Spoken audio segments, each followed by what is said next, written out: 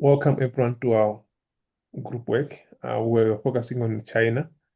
We are exploring the factors for successful international business in China. And in doing so, we referenced a lot on Lothar Katz's Negotiating International Business in 2006 and 2011.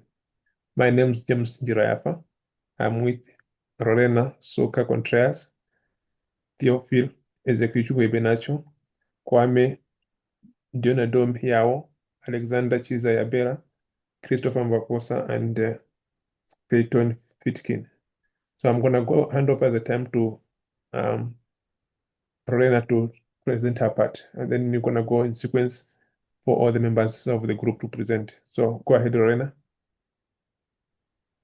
Okay, so in section 2, we compare China and the US using Hofstede's cultural dimensions, which are listed on the screen. As you can see, China scores high in power distance, meaning leadership is centralized and respected. Its low individualism reflects a strong group-oriented mindset. China also values achievement and long-term goals, while showing moderate comfort with uncertainty and low indulgence, indicating self-restraint. These differences can cause management challenges for US companies working in China, like needing to respect hierarchy, focus on team goals, and shift from short-term wins to long-term relationships. To succeed, companies must train employees on cultural values, adjust leadership styles, and adapt human resources policies to bridge the gap and foster effective collaboration. In section 3, we compare how China and the US differ in communication and scheduling culture. In communication, Americans are direct and explicit, while the Chinese use indirect, high context styles, so managers should rely less on words and more on observation. When evaluating US feedback is straightforward, but in China, criticism is given subtle to protect relationships. In disagreements, Americans are open to debate, while Chinese teams prefer avoiding conflict and resolving issues quietly.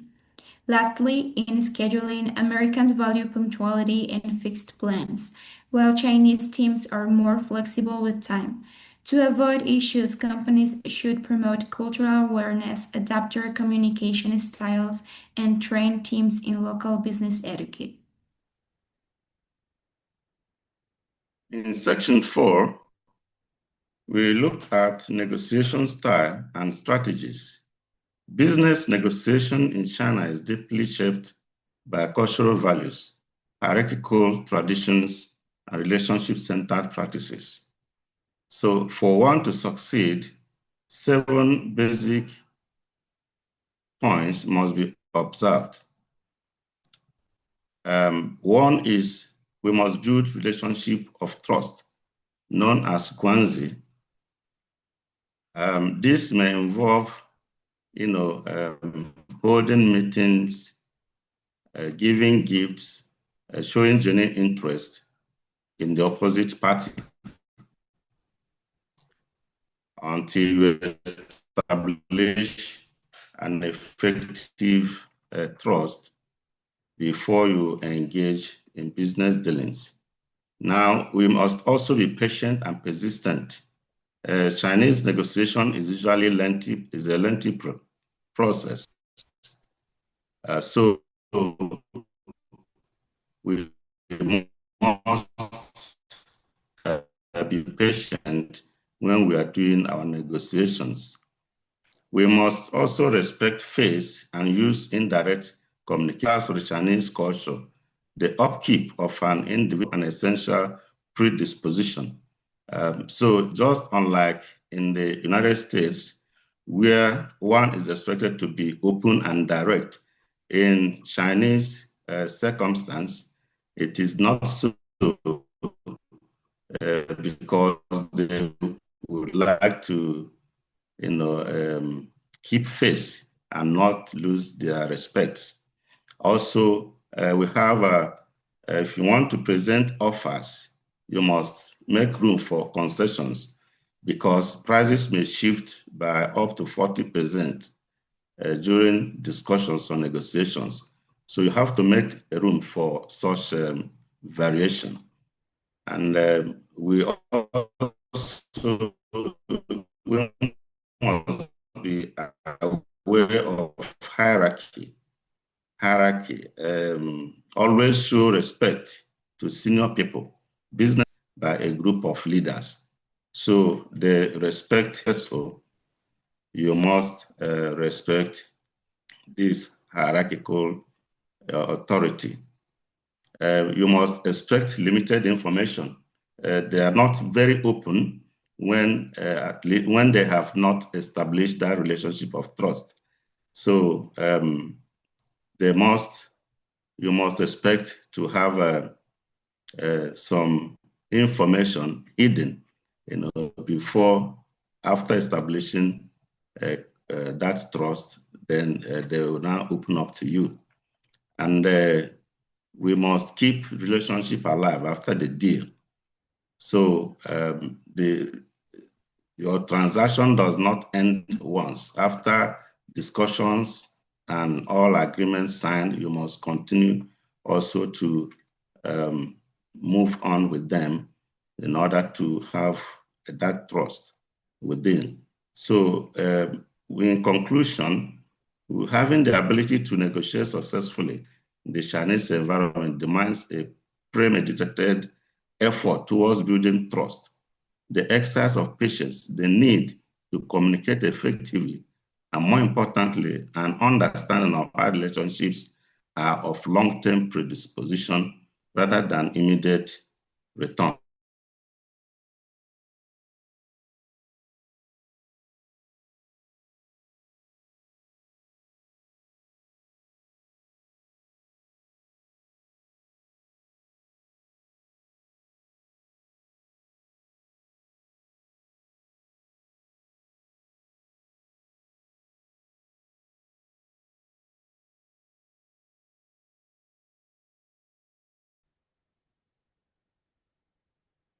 So in section 5, we explored the government and the political environment in China. So currently, China is led by the communist government, led by President Xi Jinping. And as we know that in China, the power is more centralized around the president and the CCP, the Chinese Communist Party. And the policies and the industry strategies there, they're very strict. And market regulation, they all have to follow the rules that are set by the government. Between international relations between China and the rest of the world, at the moment is very rocky, especially with the United States and the European Union, whereby the US has imposed higher tariff on Chinese goods and on Chinese products in specific industries. For example, the most affected is the steel industry that is affected by the tariffs. So the implications for foreign companies on all this is that the prices for consumers, they tend to be high when they import goods from China. But for the Chinese consumers, it also has the impact because it is very difficult for the foreign companies to break into the Chinese market. For as it stands at the moment, the competition there is very high. We have explored these factors at length in our final document that is presented separately from this presentation.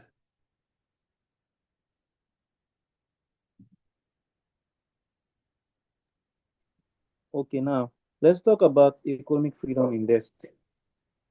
By comparing China's economic freedom index to the world's average, we found that China has four main issues. The first one is poor fiscal health.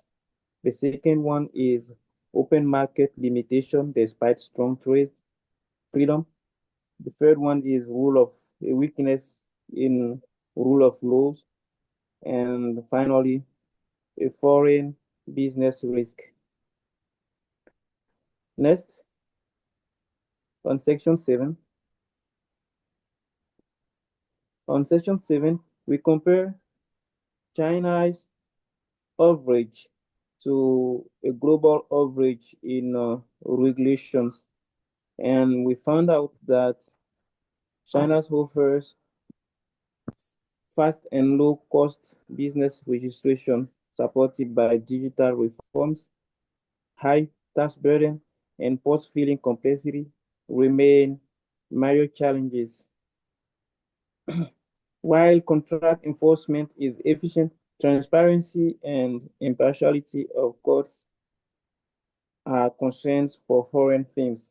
So the recommendation for foreign investors should be to conduct regional risk assessments, work with local legal and tax experts to navigate evolving regulations, and consider regional differences and use arbitration clauses in contracts.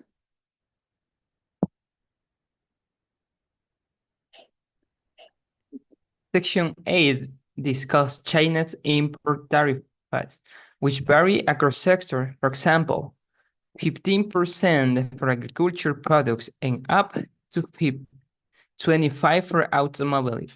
It highlights especially economic zones like Shanghai, where goods can be imported duty-free or re-exported, making trade facility for foreign companies and encouraging investment.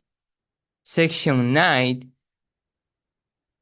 covers China's foreign direct investment policy, including incentives such as reducing tariffs and subsidies in designated zones, especially for green and high-tech industries. It emphasizes the importance of the carefully navigation the legal framework and sector restriction, as well as being cautious about technology transfer risks with investment in China.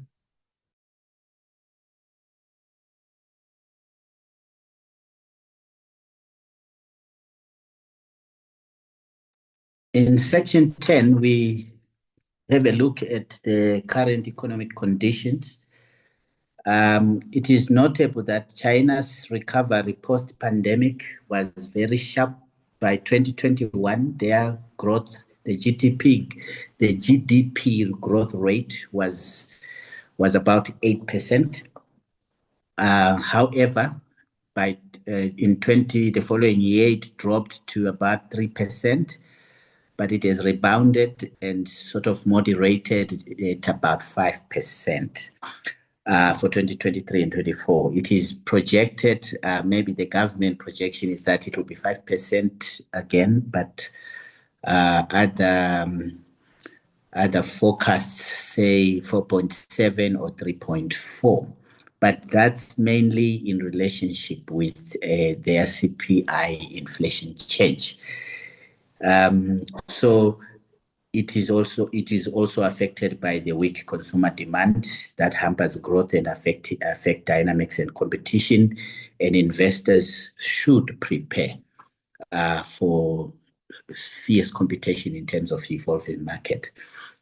The challenge with the CPI index is that the low inflation erases pricing power, but then it also reduces cost through operational. The strategy could be that we reduce cost through operational efficiency, position product as a value add.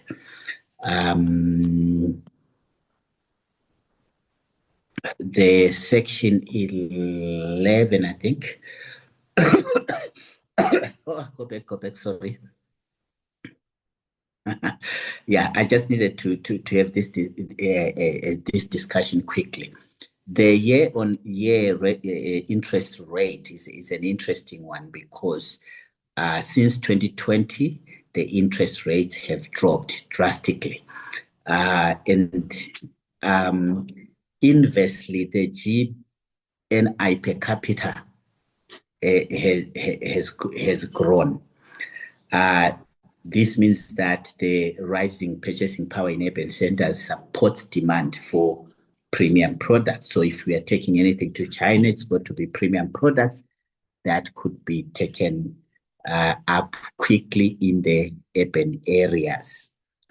Section 11 discusses just the currency, the volatility of the currency in terms of the USD. You realize that when the GDP growth rose sharply to about 8% in 2021, the currency also grew stronger. But since it has sort of weakened against the dollar, this is primarily because of the property market crisis that was noted between 2023 and 2024. But the youth unemployment is also became a worrying factor because it rose to about 21.3% in 2023. This reduces investor confidence. Interest rates differentials. So when the US dropped its interest rate, it attracted outflows from China, capital outflows from China. So it also further weakened the currency. And I think one of the last one will be that China-US trade disputes and wars increase the volatility of the currency as well. So you will see that the volatility has increased to almost about 7.1% since 2021, when it was just 6.5. And in section 12, we identified a few products that we think can do well in the Chinese market. These products are solar panels, smart wellness stations, or portable water purifier bottles. And we have explored on these three products extensively in our final document, looking at the competitive advantage that they have in China, the competition that they have in China, as well as the cultural differences, the cultural factors that they may bring about when introduced to the Chinese market. And we have explained all this in detail in our document, and that for all our for our vice president who wishes to do business in China, and it brings up the very clear picture on what they need to do in order to be able to succeed in Chinese market. And lastly, we just wanted to show up a few of our references that we've used. We've used quite a number of them to compile our final document, and we sort through them very carefully and very intricately to make sure that we have proper information to share with our managers who wish to do business in China.